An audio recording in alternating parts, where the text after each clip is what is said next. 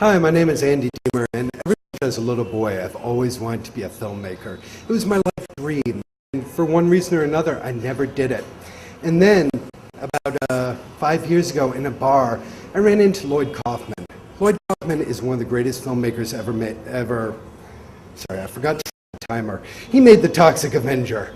The Toxic Avenger, it's one of the most incredible films. It's about a hideously deformed creature of superhuman size and strength. It's a cult classic. It's strange, funny. It actually it oozes toxic goo. It even has a social message to it. When I was 13, I thought it was the greatest film ever made. There were sequels, stage musicals. Peter calls it one of the greatest movies ever made. So does Tarantino. So why is Lloyd Kaufman in this bar in Nashville? I forget if I said that. Why is he so broke he can't afford a round of beers or pay for a cab ride home? Well, it turns out ever since The Toxic Avenger, he's been putting out trash. Trash movies like Redneck Zombies or Stuff Stephanie in the Incinerator. These are awful Z-grade movies made on a shoestring budget. They're goofy, rude, stupid, very fun, but they appeal to horny, stoned teenage boys. They're so bad they're good. The actors can't act. The sets look like they're made of cardboard. These are the films that you watch and you say, I can make something better like this. And sitting there in that bar in Nashville, I can't help but think I could make something better than this. Here I am with Lloyd Kaufman, one of the great filmmakers. So I buy another round of beers and ask him about what he's working on. He tells me about this impossible dream project. It's a chicken zombie musical.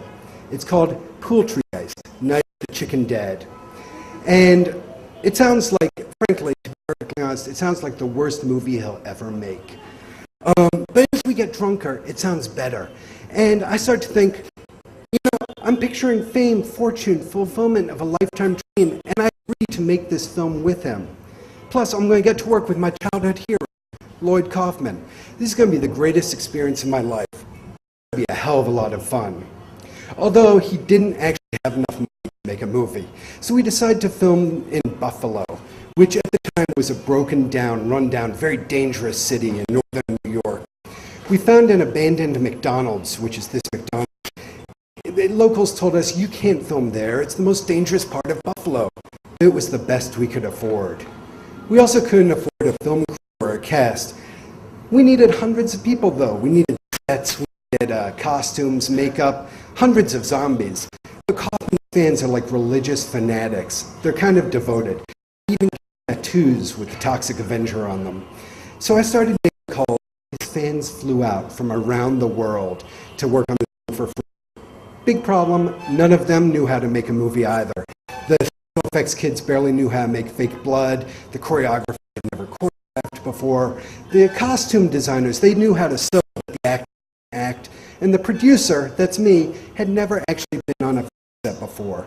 But we had the passion to make this work. It's going to be Lloyd's last film, no matter what. It was called The Worst Movie I've Ever Watched in my entire life.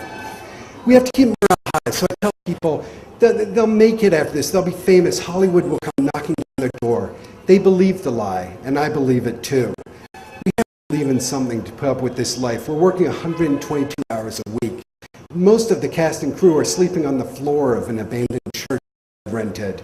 I'm the producer, so I'm living the high life. I'm sleeping in a room with 5 other people. We're eating stale bread from the trash of a local bakery. But we're working hard. We're trying to make a movie, a great movie. It's like a sweatshop. Hundreds of kids working through the night, learning to make body parts, learning dance routines, building sets. It's almost like film school. And then things start going wrong. The sets fall apart in the humid Buffalo heat. The special effects don't work. The makeup looks like crap. And Lloyd Kaufman is getting depressed and angry and screaming a lot. But I don't know what we can do. We can't afford to pay professionals. We can't even afford to pay amateurs. We're getting the worst of the worst. We're getting amateurs who will work for free. Like this actor. This actor, halfway through the film, he came back and said he wanted some money. We didn't have any money, so he quit. So instead, we bought a wig, slapped it on this other actor, and he played the rest of the role. Every new setback or disaster called for some sort of panicked improvisation. We're kind of stuntmen, so we did the stunts ourselves. This is me when a stunt goes horribly wrong. I'm rushed to the hospital, sewn up by doctors, and rushed back to the set. In the rainstorms, the roof of McDonald's is filming and starts to collapse, so the screenwriter and I take to the roof and bail the building out. But there's something wonderful about this too. Here we are, 500 strangers, fighting against pain, stress, incompetence, all to make a trashy zombie musical.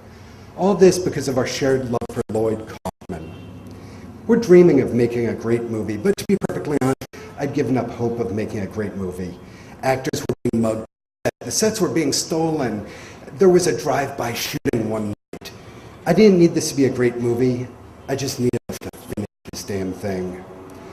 So when the film finally came out, my expectations were incredibly low. The reviews started to appear, and they said, sure, it's trash. But what I didn't expect was that they called it glorious trash.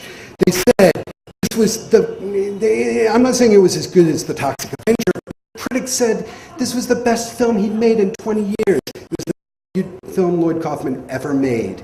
And deep down I knew it was because of 500 amateur fans. 2 years later, I'm working at .com, and out of the blue, Lloyd calls me and says he's got another script. Again, he's got no money. We're going to do it for nothing. Again, it's going to be great. This time I said no. Trash movies was my lifetime dream. Middle management, a hell of a lot easier. Thank you.